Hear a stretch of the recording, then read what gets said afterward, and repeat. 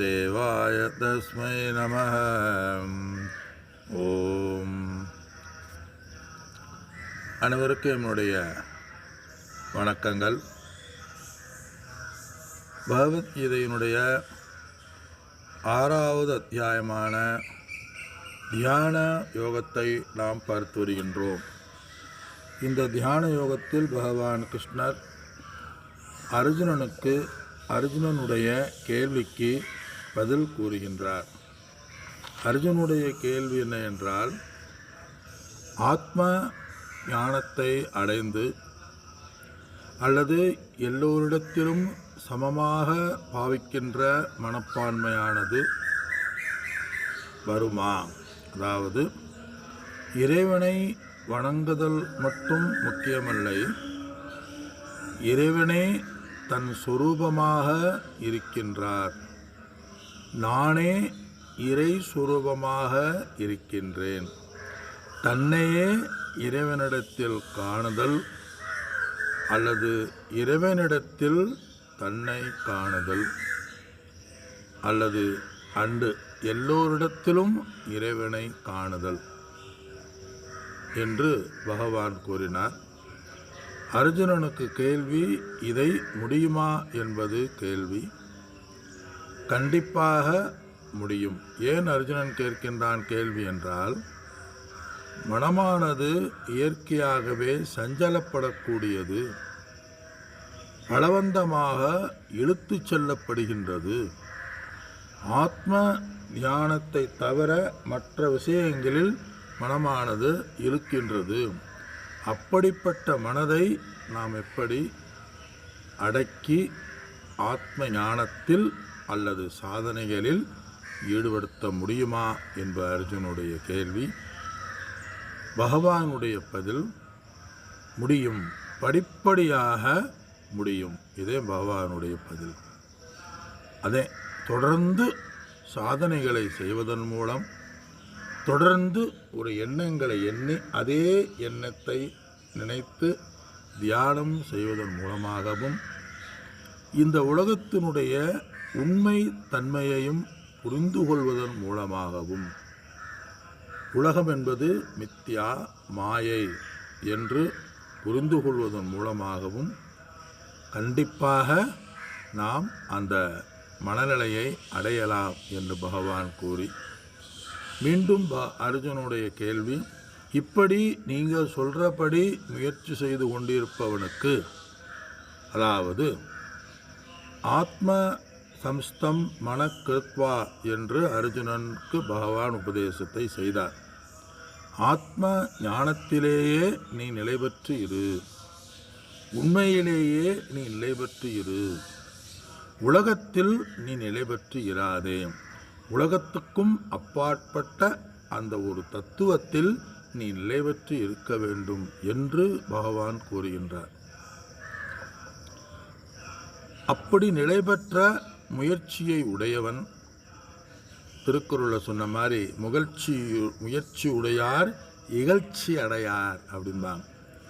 தெய்வத்தால் ஆகாதெனினும் முயற்சிதன் மெய்வருந்த கூலி தரும். பகவானுடைய பதில். தெய்வத்தினால ஒன்று முடியாவிட்டாலும் கூட முயற்சியே திருவினையாக்கும் என்று பல பழமொழிகள், தமிழ்லையும் பல பழமொழிகள் இருக்குது. முயற்சியே ஒரு மனிதனை தீவிரமாக்கும் என்று பல மொழிகள் இருக்குது. அது மாதிரி முயற்சியை நாம் விடக்கூடாது, மனம் தளராமல் இருக்கணும். அர்ஜுனன் என்ன சொல்கிறான்? முயற்சி செய்தவன். அர்ஜுனுடைய கேள்வி என்ன? இப்படி ஞானத்தில் முயற்சி செய்தவன் இடையில் சமாதி நிலையை அடைந்து விட்டான், மரணமானது வந்துவிட்டது, அவனுடைய நிலை என்ன? பகவானுடைய பதில், விட்டதிலிருந்து தொடங்குகின்றான் அடுத்த பிறவியில். மீண்டும் மீண்டும் தன்னுடைய முயற்சிகளை செய்து மீண்டும் பிறந்து மீண்டும் பிறந்து மீண்டும் பிறந்து அவன் அதே அபியாசத்தை தொடர்ந்து அவன் செய்கின்றான் என்பது பகவானுடைய பதில். ஏனெனில் அவன் ஏற்கனவே மனதிலே ஆத்ம ஞானத்தில் விதை விதைத்து விட்டான். அந்த விதையானது மேன்மேலும் வளரும், மேன்மேலும் வளர்ந்து அவனுக்கு நற்பயனை கொடுக்கக்கூடியது என்பது பகவானுடைய பதில். மேன்மேலும் அவனுக்கு வளர்ச்சி அடைஞ்சு அந்த விதையானது அவனுடைய மனதிலே தோன்றி முளைத்து வரும். மேலும் அடுத்த பிறவியில் மிக அதிகமாக முயற்சியானது அதிகமாக இருக்கும். அதனால இந்த ஒரு விதையை விதைச்சா அது எப்படி முளைக்குங்கிறது யாராலும் தெரியாது. விதை இருக்கும், முளைக்கும், ஆனால் எப்படி முளைக்குங்கிறது தெரியாது. அமாரி ஏற்கனவே பூர்வ ஜென்மத்தில் வித்திட்டவர்கள், அந்த சாதனைகளை செய்தவர்கள், இந்த ஜென்மத்தில் அவர்கள் சூழ்நிலையினாலும் இல்லை வாலிப பருவத்தினாலும் சில விருப்பு வெறுப்புகளினாலும் அவர்கள் நழுவ மாட்டார்கள். மேலும் திடீரென்று ஆன்மீக பாதையில் வந்து விடுவார்கள். அதே எல்லாம் சொல்கிறோம்.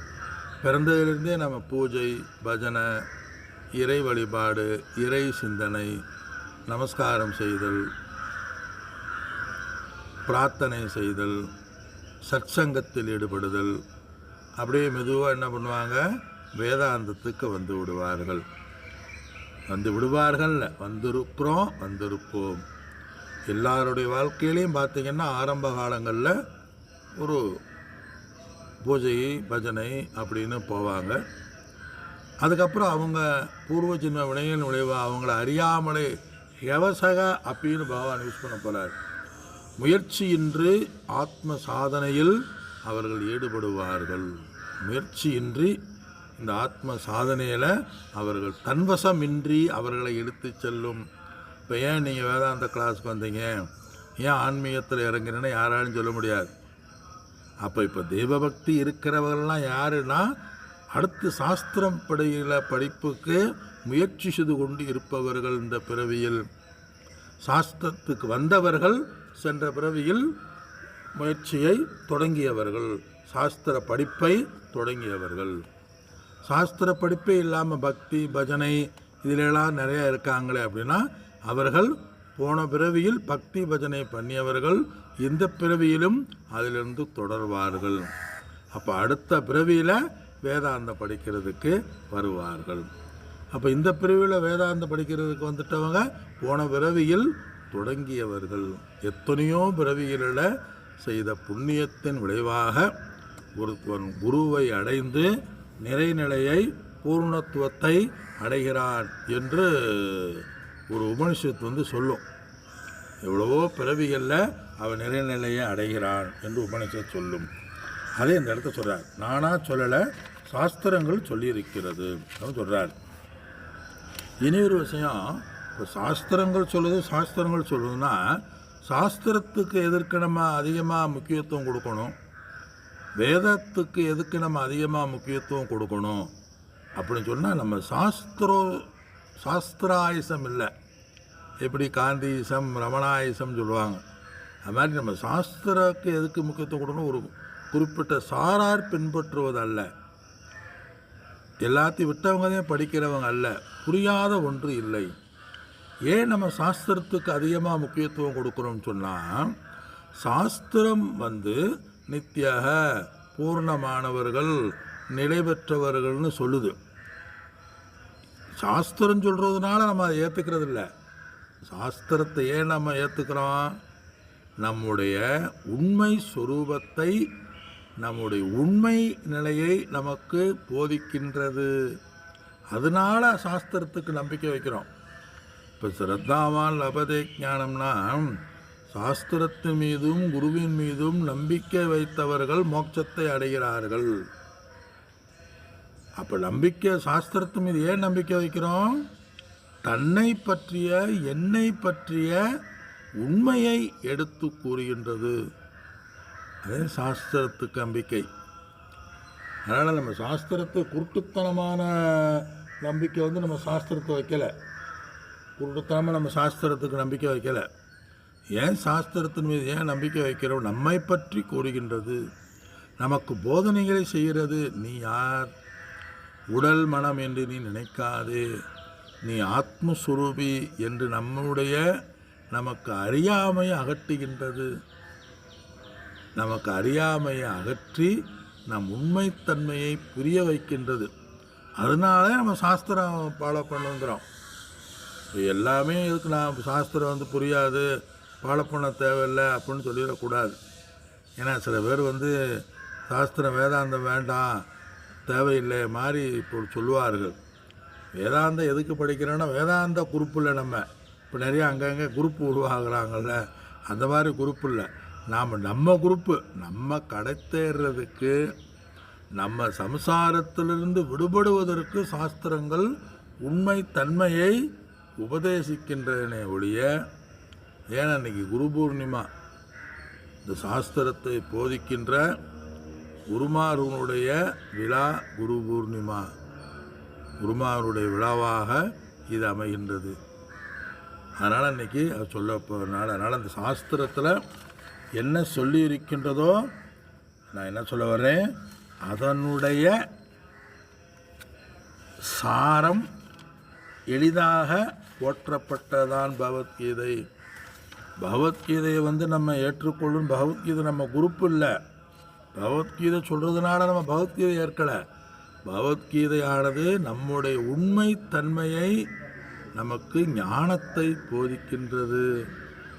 அதனால் இந்த பகவத்கீதையெல்லாம் நம்ம படிக்கிறோம். நம்மளை பற்றி சொல்லுது. நம்மளை பற்றி உண்மையான ஸ்வரூபம் என்ன, நம்ம எங்கே வந்திருக்கோம், என்ன செய்யணுங்கிற நம்மளை பற்றி பேசிக்கிட்டு இருக்கிறதே ஒழிய மற்றவற்றை பற்றி பேசவில்லை. அதையும் சொல்கிறாப்புல. அதனால் அந்த தத்ரதம் புத்தி சம்யோகம் லபதே பௌர்வதேகிகம் சொல்றார். அந்த இடத்திலே, விட்ட இடத்திலேயே புத்தியில் சம்யோகம்னா சேர்கின்றான். புத்தியில் ஏற்கனவே சேர்க்கப்பட்ட அப்பியாசத்தில் அவன் இந்த ஜென்மத்தில் அவன் பிறக்கின்றான். ஜென்மத்தில் அடைந்த நிலையை படித்த புரிந்த நிலையிலிருந்து அவன் வாழ்க்கையானது தொடங்கப்படுகின்றது. உரமோர் இருக்கும்பாங்க. ஏற்கனவே உரமோர் இருந்தால் அந்த உரமோர்லேருந்து நம்ம தயிர் மோர் தொடர்ந்து ஈஸியாக ப்ரிப்பேர் பண்ணலாம். உரமோர் வேணும்பாங்க. ஏற்கனவே சொத்து இருந்தால் அந்த சொத்தை நம்ம டெவலப் பண்ணுறதுக்கு மேலிருந்து தொடங்கலாம். ஆனால் சொத்தை சம்பாரித்து சொத்து வாங்கணும் அப்படின்னா கொஞ்சம் அதிகமான முயற்சி செய்யணும். இந்த இடத்துல புத்தி சம்யோகம்னா ஏற்கனவே படித்து இருக்கின்றான். உரமோர் மாதிரி ஏற்கனவே சொத்து இருக்கிற மாதிரி. அப்போ அதை டெவலப் பண்ணுறது அவனுடைய வேலை. அவன் ஏற்கனவே அவனுடைய புத்தியில் சாஸ்திரம் அறிவானது புத்தியில் போன பிறவியில் இருக்குது. அந்த அறிவுடன் அவன் சேர்க்கையில் பிறந்து பக்குவத்தை அவன் அடைகின்றான். பக்குவத்தை அடைகிறான் மீன்ஸ் என்ன? வேதாந்த விசாரத்தில் ஈடுபடக்கூடிய மனநிலையானது வருகின்றது, முமுட்சுத்துவமானது வருகின்றது. அந்த புத்தியில் ஏற்கனவே இருக்குது. சமதமாதி விவேகம் வைராக்கியம் சமம் தமம் உவரமம் முமுட்சுத்துவமானது அவனுக்கு வருகின்றது. ஏன்? ஏற்கனவே அவன் அந்த அறிவினுடைய சேர்க்கையில், ஏற்கனவே உரமோராகிய அறிவினுடைய சேர்க்கையில் லபதே அடைகின்றான். எந்தனுடைய சேர்க்கையில்? பூர்வ தேகிகம். பௌர்க தேகிகம்னா